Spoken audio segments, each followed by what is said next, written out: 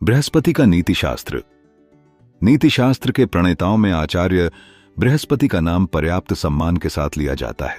सामान्यतया बृहस्पति का नाम नीतिशास्त्र के प्रणेता, अमित प्रज्ञ तथा योगाचार्य के रूप में ख्याति प्राप्त है। महाभारत के शांति पर्व के 58वें अध्याय में बृहस्पति का तथा उनके द्वारा लिखित नीति के श्लोकों का सहस्र अध्यायों में वर्णन प्राप्त होता है। वात्स्यायन के काम सूत्र में भी इसी प्रकार का उल्लेख प्राप्त होता है।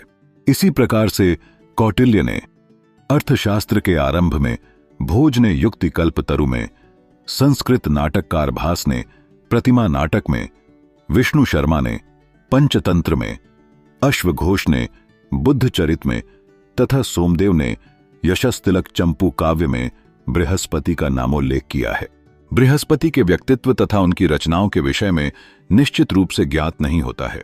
रामायण में सृष्टि तत्ववेत्ता किसी बृहस्पति का उल्लेख प्राप्त होता है।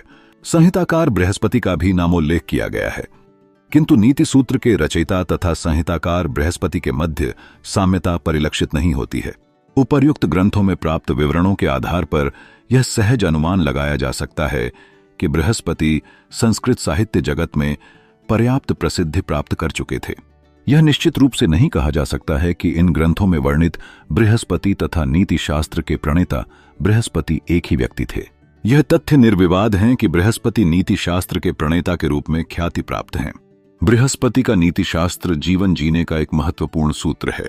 यह नीति शास्त्र केवल राजनेताओं के लिए नहीं, बल्कि हर एक व्यक्ति के लिए सामर्थ्य, ज्ञान और नैतिकता का समुच्चय है। इस नीति शास्त्र में नीति, युक्ति, प्रज्ञा और संयम जैसे महत्वपूर्ण तत्वों को समाहित किया गया है, जो व्यक्ति की व्यावहारिक मार्गदर्शन में सहायक होते हैं। बृहस्पति का ध्यान व्यक्तिगत विकास के साथ साथ समाज और राष्ट्र की समृद्धि पर भी केंद्रित है। इसका मतलब है कि व्यक्ति अपने स्वार्थों को त्याग कर समाज का कल्याण पहले रखे। जब समाज की भलाई व्यक्तिगत स्वार्थ से ऊपर आ जाती है तो न केवल व्यक्ति बल्कि पूरे समाज की प्रगति सुनिश्चित होती है। इस दृष्टिकोण से बृहस्पति का नीतिशास्त्र हमें यह सिखाता है कि विचारशीलता और परोपकार का मार्ग अपनाना चाहिए।